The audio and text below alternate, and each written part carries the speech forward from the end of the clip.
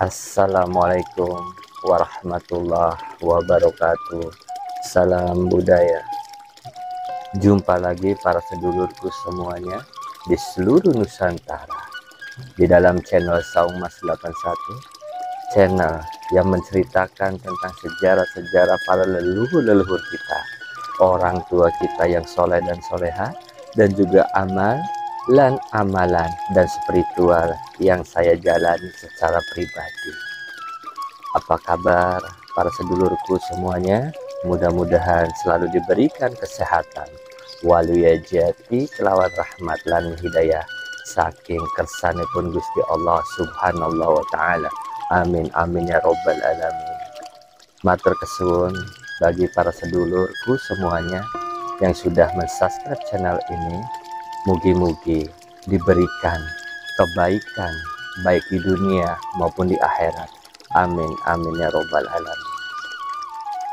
Izinkan di kesempatan malam hari ini, saat ini, sekarang, kami memberikan tentang cerita sejarah tentang Panembahan Senopati dengan Kanjeng Nyi Roro Kidul.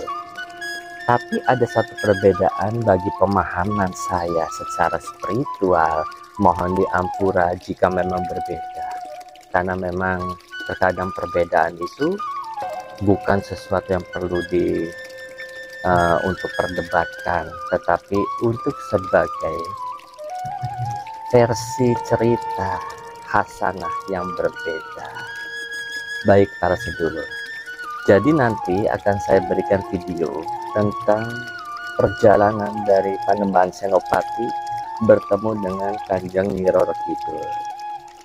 Tapi bagi saya pribadi bahwa Kanjeng Nyi Roro Kidul dengan Ratu Pantai Selatan itu berbeda para sedulur. Mungkin yang ditemukan oleh Panembahan Senopati itu adalah Ratu Pantai Selatan, bukan Kanjeng Nyi Roro Kidul. Kanjeng Nyi Roro Kidul itu biasanya sering memakai busana berwarna hijau, dan beliau bernama Putri Rara Kandita. Sedangkan Ratu Pantai Selatan biasanya juga sering memakai hijau, tapi kadang memakai warna merah, dan beliau bernama Putri Rara Kirana. Sesuai dengan spiritual yang saya alami, saya akan berbagi pengalaman spiritual. Insya Allah para sedulur, mudah-mudahan bukan menjadi riya, hanya berbagi saja. Pada saat itu 2 tahun yang lalu, ketika saya sedang zikir atau bertafakur, dibawalah saya ke suatu tempat di pinggir laut. Kalau nggak salah adalah Karangbolong. Tapi di sini saya belum menemukan Karangbolongnya di mana, karena Karangbolong itu ternyata banyak ada di berbagai tempat juga. Di situ terdapat sebuah batu tempat untuk duduk, jadi hanya berbentuk segi 4, hanya pas buat dipantat, dan ada 3 batu di dalam gua tersebut. Ketika saya masuk, sudah ada di situ satu tokoh yang mohon maaf tidak bisa saya sebutkan, sedang bertelanjang dada, sedang berzikir di situ. Ketika saya masuk ke dalam, ditunjukkanlah saya untuk duduk di salah satu batu itu, yaitu di tengah-tengah. Karena yang di kanan saya sudah ada tokoh tersebut, di tengah masih kosong, dan yang sebelah kiri juga masih kosong. Dan ketika saya ingin duduk di tengah-tengah batu tersebut, sayup-sayup saya terdengar suara seruling para sedulur. Akhirnya saya keluar dari gua itu untuk mencari sumber suara. Saya merayap naik ke atas gua tersebut melalui celah-celahnya. Terdapatlah sebuah hutan di belakang gua tersebut, dan dari jauh terlihat sebuah rombongan. Ada satu tokoh yang sedang ditandu. pada saat itu banyak orangnya. Kira-kira kalau di depan kurang lebih sekitar 5 atau 7 orang, dan yang memainkan seruling ada di depan tandu tersebut. Di depan tandu mengiringi, di belakangnya banyak sekali massa. Ada yang memakai kebesaran macam-macam dari beliau-beliaunya masing-masing.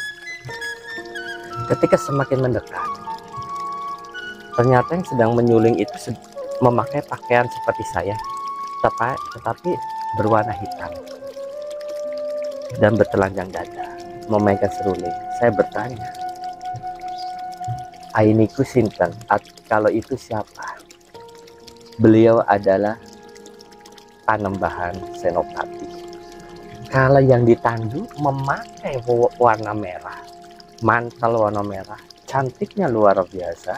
Ainiku sinten, itu siapa? Itu adalah Ratu Pantai Selatan. Oh, DJ. Nah, pas sudah dikasih tahu siapa beliau dan beliaunya, akhirnya saya kembali lagi ke gua dan melanjutkan zikir saya. Itu pengalaman saya pas ketika. Dan ketika saya menemukan literatur tentang cerita sejarah ini, tentang Panembahan Senopati, saya hanya meluruskan saja. Kebenaran hanyalah milik Gusti Allah Subhanahu wa Ta'ala. Tapi di dalam video yang nanti saya tayangkan, tetap saya akan memakai nama Nyi Roro Kidul. Saya tidak mengubahnya untuk menjadi Ratu Pantai Selatan. Ini hanya pengalaman saya saja. Mangga silakan kita saksikan videonya bersama-sama. Bismillahirrahmanirrahim. Bukan tanpa alasan, Panembahan Senopati mendatangi Laut Selatan. Langkah kakinya atas perintah sang paman Ki Juru Martani. Panembahan Senopati memang sedang gundah gulana. Dia tak henti kapan menjadi raja yang menguasai seluruh tanah Jawa, turun temurun hingga anak cucu. Dikisahkan suatu ketika Ki Juru Martani menghampiri Panembahan Senopati yang sedang tiduran di Lipura. Tiba-tiba jatuh bintang bercahaya di dada keponakannya itu.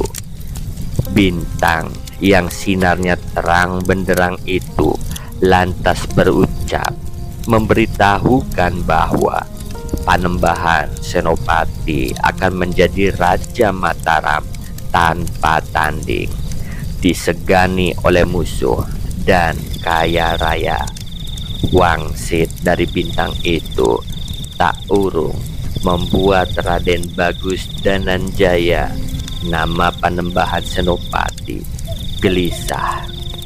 Dalam pikirannya, sudah waktunya dia mengambil alih kerajaan Pajang. Kegelisahan itu ditangkap Ki Juru Martani.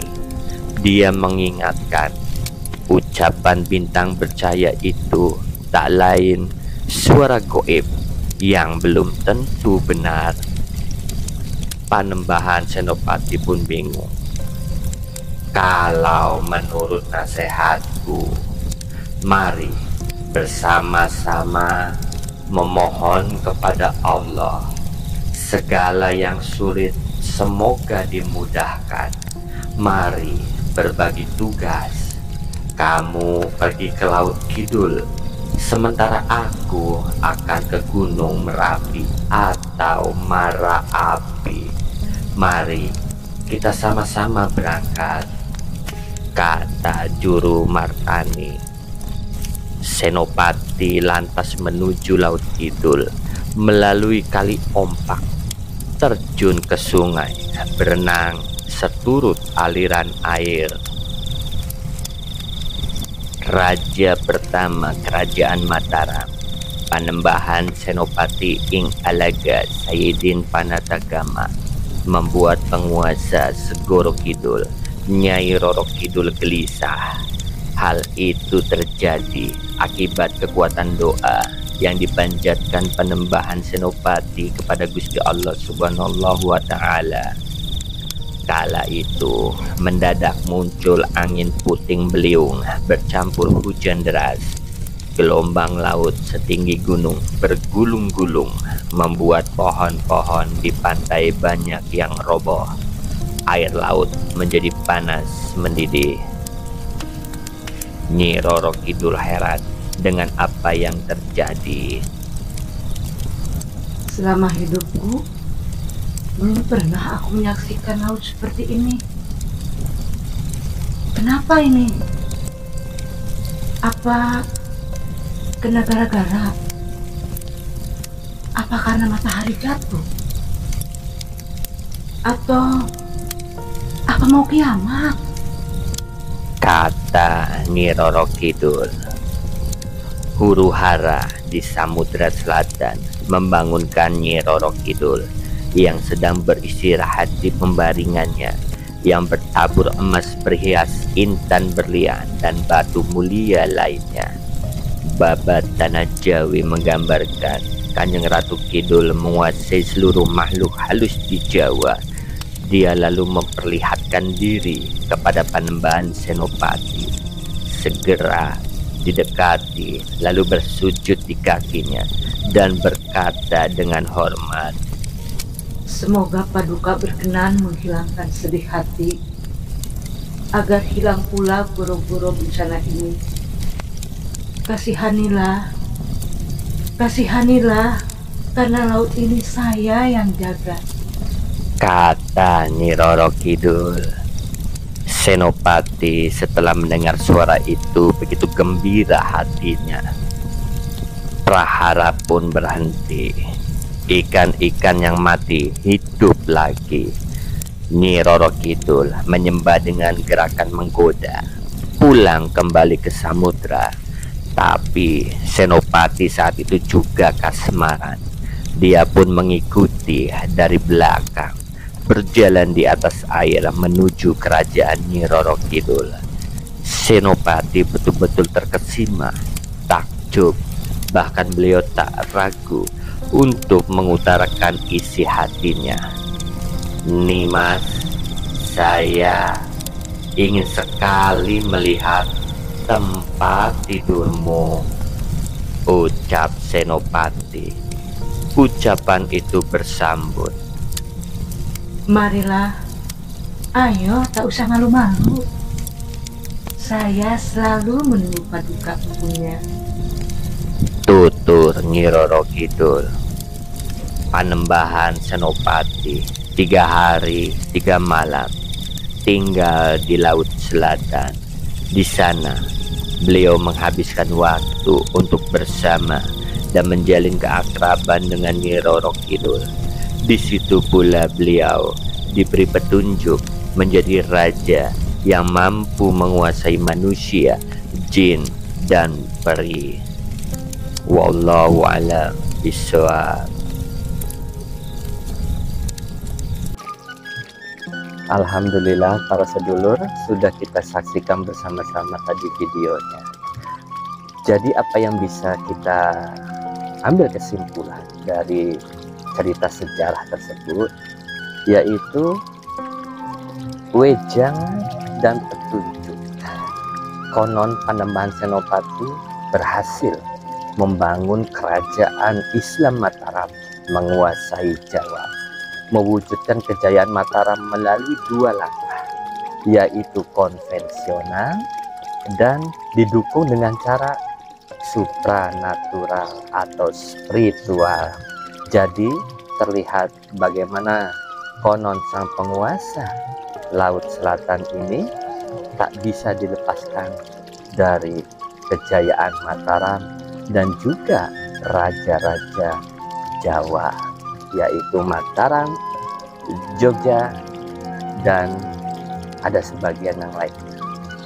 Itu saja para sedulurku semuanya.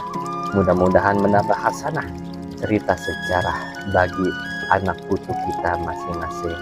Mugi-mugi bermanfaat dan barokah untuk semuanya. Jangan lupa yang belum subscribe, mangga atuh subscribe channel sejarah ini. Kula pamit para sedulur, mohon ampura jika ada kesalahan kata-kata saya dalam penjabaran menceritakan sejarah ini. Mohon ampura sebanyak-banyaknya. Kula pamit. Assalamualaikum warahmatullahi wabarakatuh. Salam budaya.